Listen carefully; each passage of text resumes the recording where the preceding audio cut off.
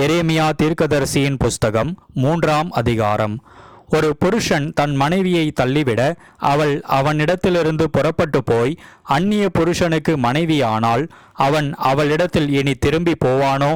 அந்த தேசம் மிகவும் தீட்டுப்படும் அல்லவோ என்று மனுஷர் சொல்லுவார்கள். நீயோவென்றால் அநேக நேசரோடே வேசித்தனம் பண்ணினாய். ஆகிலும் என்னிடத்திற்கு திரும்பி வா என்று கர்த்தர் சொல்லுகிறார். நீ மேடுகளின் மேல் உன் கண்களை ஏறெடுத்து நீ வேசித்தனம் பண்ணாத இடம் ஒன்று உண்டோ என்று பார். வனாந்தரத்திலே அரபியன் காத்து கொண்டிருக்கிறது போல நீ வழி ஓரங்களில் உன் நேசருக்கு காத்து கொண்டிருந்து உன் வேசித்தனங்களாலும் உன் அக்கிரமங்களாலும் தேசத்தை தீட்டுப்படுத்தினாய். அது நிமித்தம் மழை வருஷியாமலும் பின்மாறி இல்லாமலும் போயிற்று. உனக்கோ சோர ஸ்திரீயின் நெற்றி இருக்கிறது, நீயோ நாண மாட்டேன் என்கிறாய். நீ இது முதல் என்னை நோக்கி, என் பிதாவே, தேவரீர் என் இளவயதின் அதிபதி என்று சொல்லி சதா காலமும் கோபத்தை வைப்பாரோ, அதை என்றென்றைக்கும் காப்பாரோ என்கிறாய் அல்லவோ? இதோ இப்படி நீ சொல்லியும் பொல்லாப்புகளை செய்து மிஞ்சி போகிறாய் என்கிறார். யோசியா ராஜாவின் நாட்களிலே கர்த்தர் என்னை நோக்கி, சீர்கெட்ட இஸ்ரவேல் என்பவள் செய்ததை கண்டாயா? அவள் உயரமான சகல மலையின் மேலும் பச்சையான சகல மரத்தின் கீழும் போய் அங்கே வேசித்தனம் பண்ணினாள். அவள் இப்படியெல்லாம் செய்த பின்பு நீ என்னிடத்தில் திரும்பி வா என்று நான் சொன்னேன். அவளோ திரும்பவில்லை. இதை அவளுடைய சகோதரியாகிய யூதா என்கிற துரோகி கண்டாள். சீர்கெட்ட இஸ்ரவேல் என்பவள் விபச்சாரம் பண்ணின முகாந்தரங்கள் எல்லாவற்றின் நிமித்தமும் நான் அவளை அனுப்பிவிட்டு அவளுடைய தள்ளுதற் சீட்டை அவளுக்கு கொடுத்த போதும் அவளுடைய சகோதரியாகிய யூதா என்கிற துரோகி பயப்படாமல் இவளும் போய் வேசித்தனம் பண்ணினாள். இதை நான் கண்டேன்.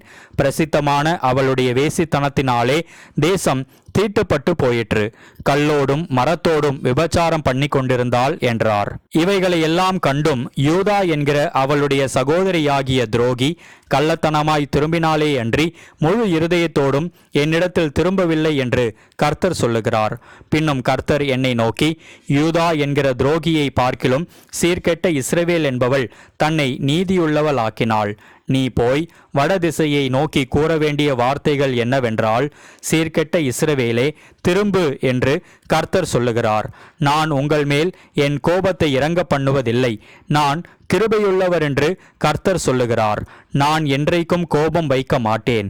நீயோ உன் தேவனாகிய கர்த்தருக்கு விரோதமாய் துரோகம் பண்ணி பச்சையான சகல மரத்தின் கீழும் அந்நியரோடே சோர மார்க்கமாய் நடந்து உன் அக்கிரமத்தையும் என் சத்தத்துக்கு செவி கொடாமற் போனதையும் ஒத்துக்கொள் என்று கர்த்தர் சொல்லுகிறார். சீர்கெட்ட பிள்ளைகளே, திரும்புங்கள் என்று கர்த்தர் சொல்லுகிறார். நான் உங்கள் நாயகர். நான் உங்களை ஊரில் ஒருவனும் வம்சத்தில் 2 பேருமாக தெரிந்து உங்களை சீயோனுக்கு அழைத்து கொண்டு வந்து உங்களுக்கு என் இருதயத்துக்கு ஏற்ற மேய்ப்பர்களை கொடுப்பேன். அவர்கள் உங்களை அறிவோடும் புத்தியோடும் மேய்ப்பார்கள். நீங்கள் தேசத்திலே பெருகி பழுகுகிற அந்நாட்களிலே அவர்கள் கர்த்தருடைய உடன்படிக்கை பெட்டி என்று இனி சொல்வதில்லை.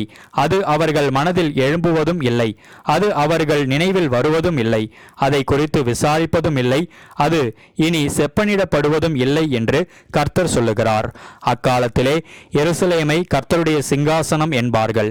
சகல ஜாதியாரும் எருசலேமில் விளங்கிய கர்த்தருடைய நாமத்து நிமித்தம் அதனிடமாக சேர்வார்கள். அவர்கள் இனி தங்கள் பொல்லாத இருதயத்தின் இச்சையின்படி நடவார்கள். அந்நாட்களிலே யூதா வம்சத்தார் இஸ்ரவேல் வம்சத்தாரோடே சேர்ந்து அவர்கள் ஏகமாய் வடதேசத்திலிருந்து புறப்பட்டு நான் தங்கள் பிதாக்களுக்கு சுதந்திரமாக கொடுத்த தேசத்திற்கு வருவார்கள். நான் உன்னை பிள்ளைகளின் வரிசையிலே வைத்து ஜன கூட்டங்களுக்குள்ளே நல்ல சுதந்திரமாகிய தேசத்தை உனக்கு கொடுப்பது எப்படி என்று சொன்னேன். ஆனாலும் நீ என்னை நோக்கி என் பிதாவே என்று அழைப்பாய். நீ என்னை விட்டு விலகுவதில்லை என்று திரும்பவும் சொன்னேன். ஒரு மனைவி தன் புருஷனுக்கு துரோகம் செய்வது போல இஸ்ரவேல் வம்சத்தாராகிய நீங்கள் எனக்கு துரோகம் செய்தது மெய் என்று கர்த்தர் சொல்லுகிறார். இஸ்ரவேல் புத்திரர் தங்கள் வழியை மாறுபாடாக்கி தங்கள் தேவனாகிய கர்த்தரை மறந்தது நிமித்தம் அழுது கொண்டு விண்ணப்பம் செய்யும் சத்தம் உயர்ந்த ஸ்தானங்களிலே கேட்கப்படும். சீர்கெட்ட பிள்ளைகளே, திரும்புங்கள், உங்கள் சீர்கேடுகளை குணமாக்குவேன் என்றார். இதோ உம்மிடத்தில் வருகிறோம். நீரே எங்கள் தேவனாகிய கர்த்தர்.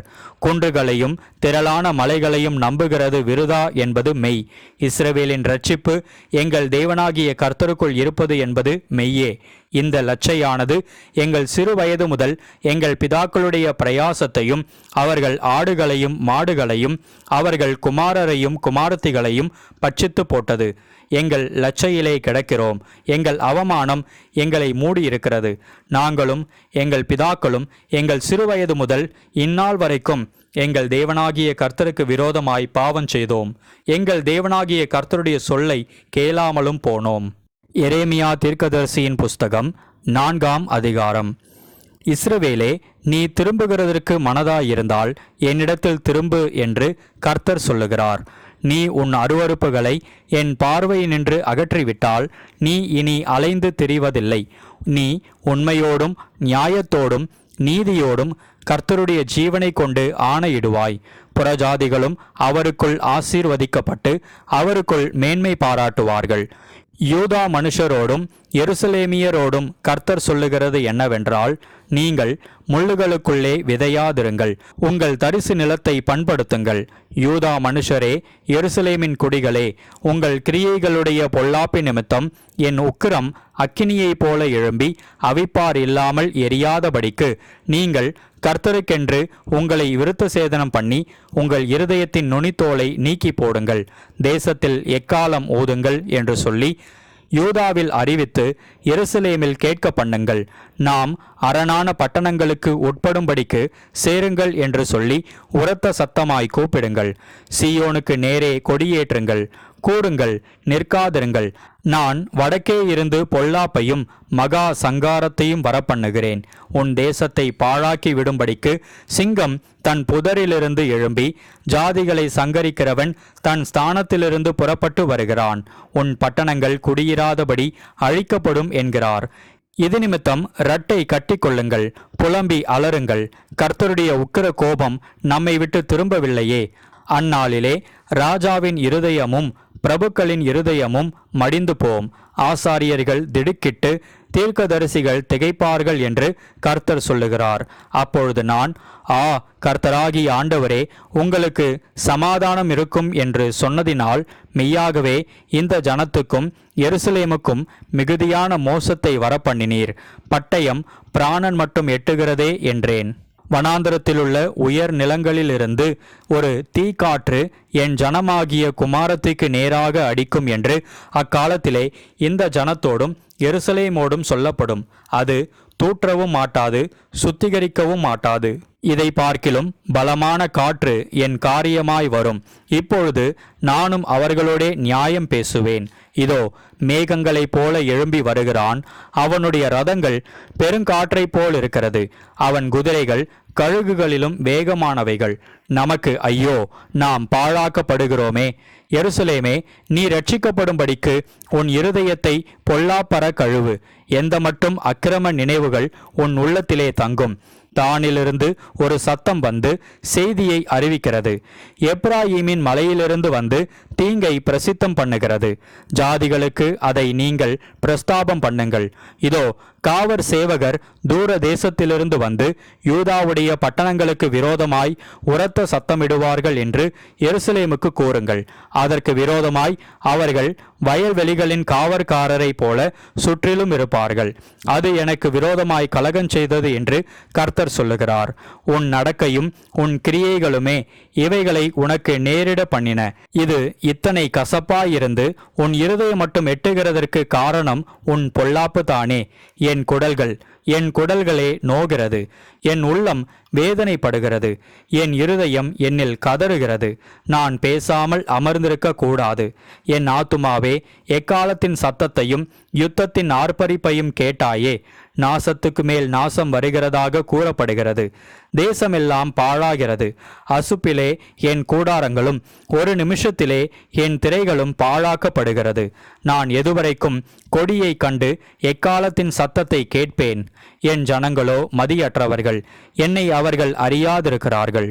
அவர்கள் பைத்தியமுள்ள பிள்ளைகள், அவர்களுக்கு உணர்வே இல்லை. பொல்லாப்பு செய்ய அவர்கள் அறிவாளிகள், நன்மை செய்யவோ அவர்கள் அறிவில்லாதவர்கள். பூமியை பார்த்தேன், அது ஒழுங்கின்மையும் வெறுமையுமாயிருந்தது. வானங்களை பார்த்தேன், அவைகளுக்கு ஒளியில்லாதிருந்தது. பர்வதங்களை பார்த்தேன், அவைகள் அதிர்ந்தன. எல்லா குன்றுகளும் அசைந்தன. பின்னும் நான் பார்க்கும்போது மனுஷன் இல்லை. ஆகாசத்து பறவைகள் எல்லாம் பறந்து போயின. பின்னும் நான் பார்க்கும்போது கர்த்தராலும் அவருடைய உக்கிர கோபத்தாலும் பயிர் நிலம் வனாந்தரமாயிற்று. அதன் பட்டணங்கள் எல்லாம் இடிந்து போயின. தேசமெல்லாம் பாழாய்ப்போம். ஆகிலும் சர்வ சங்காரம் செய்யேன் என்று கர்த்தர் சொல்லுகிறார். இது நிமித்தம் பூமி புலம்பும், உயர இருக்கிற வானங்கள் கருத்து போம். நான் அதை சொன்னேன், அதை நிர்ணயம் பண்ணினேன். நான் மனஸ்தாபப்படுவதும் இல்லை, நான் அதை விட்டு திரும்புவதும் இல்லை. குதிரை வீரரும் வில் வீரரும் இடும் சத்தத்தினாலே சகல ஊராரும் ஓடி அடர்த்தியான காடுகளில் புகுந்து கண்மலைகளிலும் ஏறுவார்கள். ஒரு மனுஷனும் அவைகளிலே குடியிராதபடி எல்லா ஊர்களும் விடப்பட்டிருக்கும். பாழாய் போன நீ இப்பொழுது என்ன செய்வாய்? நீ இரத்தாம்பரம் உடுத்தாலும் பொன் ஆபரணங்களால் உன்னை சிங்காரித்தாலும் உன் கண்களில் மையிட்டு கொண்டாலும் வீணாய் உன்னை அழகுபடுத்துவாய். சோரநாயகர் உன்னை அசட்டை பண்ணி உன் பிராணனை வாங்க தேடுவார்கள். கற்ப வேதனை படுகிறவளின் சத்தமாகவும் முதல் விசை பிள்ளை பெறுகிறவளின் வியாகுலமாகவும் சீயோன் குமாரத்தியின் சத்தத்தை கேட்கிறேன்.